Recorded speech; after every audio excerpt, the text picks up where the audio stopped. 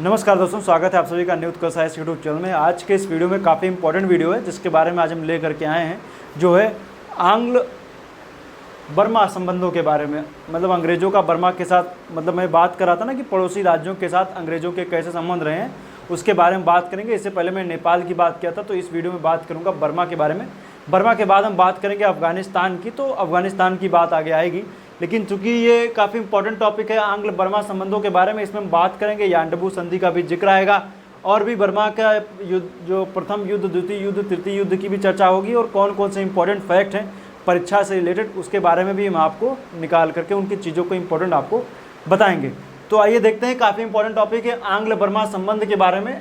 1819 में अगर जो आप देखेंगे आंग्ल बर्मा जो युद्धों से रिलेटेड जो बात होगी, संबंधों की बात करेंगे, तो 1819 में बर्मा के राजा का, जो बर्मा के राजा थे उनका चटगांव के साथ साथ ढाका, मुर्शिदाबाद, कासिम बाजार, ये सभी जो आप देख रहे हैं ये वाले क्षेत्र, जो पश्चिम बंगाल और बंगाल के, मतलब पूरा, चूँकि पहले तो सब पूरा बंगाल ही था ना, ये पूरा इस क्षेत्र में जो ये क्षेत्र थे, इसमें क्या क्या उनके कई क्षेत्रों में उन्होंने अपने दावे ठोके, मतलब कि बोला कि मेरा क्षेत्र है, उसमें आधिपत्य का ये दावा करते हैं। उसके बाद में आसाम के क्षेत्र पे भी बर्मा के लोग कब्जा कर लेते हैं, ये वाला आसाम का क्षेत्र, आसाम के क्षेत्र में भी बर्मा वाले लोग कब्जा कर लेते हैं। उसके बाद में भी आप देखेंगे तो 1823 में शाहपुरी द्वीप है, शाहपुरी द्वीप जो पेगू के ठीक थोड़ा सा नीचे पास में पड़ता था, शाहपुरी द्वीप। शाहपुरी द्वीप में क्या किया इन्होंने, कब्जा कर लिया, कब्जा हो गया इनका। तो शाहपुरी द्वीप पर जब इनका कब्जा हो गया बर्मा का, तो लॉर्ड एमहर्स्ट ने क्या किया, 24 फरवरी 1824 को युद्ध की घोषणा कर दी कि मतलब हमारे क्षेत्र जब मेरे हाथ से निकल रहे हैं, तो इनको उन्होंने क्या किया कि मतलब युद्ध की घोषणा हो गई, युद्ध की घोषणा होगी, और यहीं से शुरुआत होती है आंग्ल बर्मा युद्ध के बारे में। तो बर्मा का जो प्रथम युद्ध है उसकी ड्यूरेशन 1824 से 1826 की है। अब इसमें थोड़ा सा कूटनीतिक तरीकों का भी प्रयोग किया जाएगा ताकि बर्मा को घेर करके उसको हराया जा सके। अंग्रेजों अपने कूटनीतिक तरीकों का प्रयोग करते हुए बर्मा को हराते हैं, लेकिन वो कैसी टेक्निक थी उसको थोड़ा समझते हैं। दरअसल आप जान लें, जैसे मान लीजिए ये वाला क्षेत्र क्या है, बर्मा है, तो एक लोगों ने क्या किया, असम की तरफ से हम वार किया, दूसरी तरफ मद्रास से समुद्र के रास्ते से वार किया। तो इस पर क्या हुआ, इसको इस तरीके से घेर करके जब दो तरफ से इस पर वार किया गया, तो यही, अब चूंकि उस तरफ तो पहाड़ियों क्षेत्र है, उधर तो कुछ कर नहीं सकते थे, बाकी दो क्षेत्रों में तो युद्ध हो गया, हमला हुआ। तो इन्होंने पहले एक तरफ आसाम की ओर से, दूसरी तरफ मद्रास से, पहले रंगून पर कब्जा किया गया, रंगून के बाद प्रोम पर दोनों पर कब्जा हो गया। तो बर्मा का जो प्रथम युद्ध हुआ जिसमें बर्मा की क्या हो जाती है, हार हो जाती है। तो बर्मा की जब हार होती है, तो बर्मा की हार के दौर में जब हम देखेंगे, तो बर्मा की हार जब हुई तो यहीं पर संधि होती, यांडबू की संधि। अब यांडबू की संधि 24 फरवरी 1826 को हुई है, यांडबू की संधि। तो अर्थात बर्मा के प्रथम युद्ध के पश्चात संधि हुई यांडबू की संधि, जिसकी डेट आप इंपॉर्टेंट है 1826, आप याद रखिएगा, यांडबू की संधि। अब इस संधि में होता क्या है, अब सीधी सी बात है, अंग्रेज और बर्मा के बीच में हुआ है, बर्मा ने हारी है, तब संधि स्वीकृत हुई। मतलब कि जितनी भी संधियाँ, मतलब कि इसमें जो भी शर्तें होंगी वो अंग्रेजों के फेवर में जाएंगी, जिसमें आसाम जयंतिया आदि से बर्मा ने अपना अधिकार वापस ले लिया। बर्मा ने अपनी राजधानी में अंग्रेज रेजिडेंट रखना स्वीकार कर लिया। मणिपुर की स्वतंत्रता स्वीकार कर ली गई। तो ये सब चीज़ें हो गई यांडबू की संधि में।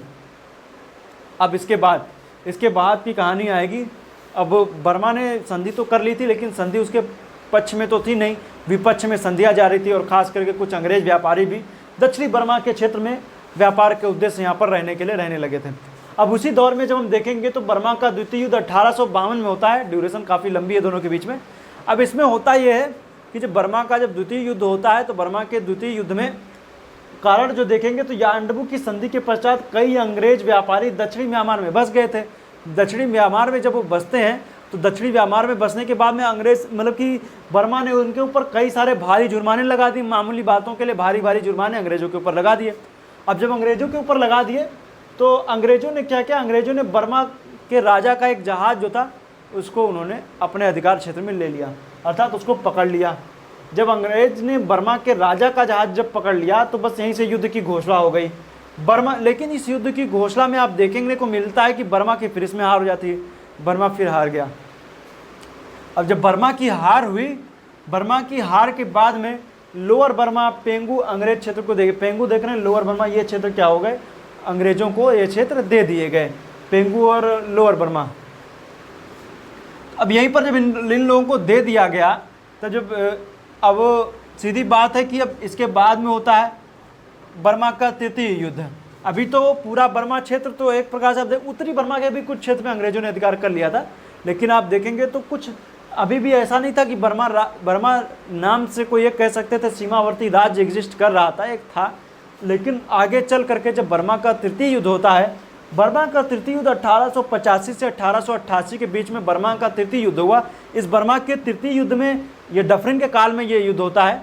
तो इसमें क्या होती, बर्मा की पराजय हो गई और बर्मा को क्या कर लिया गया, ब्रिटिश राज्य में मिला लिया गया। तो बर्मा जो स्वतंत्र देश हुआ करता था वो ब्रिटिश राज्य के क्षेत्र में आ गया। अब लेकिन बाद में आगे चल करके 1835 के अधिनियम के तहत बर्मा को स्वतंत्र कर दिया गया, बर्मा को भारत से अलग कर दिया गया।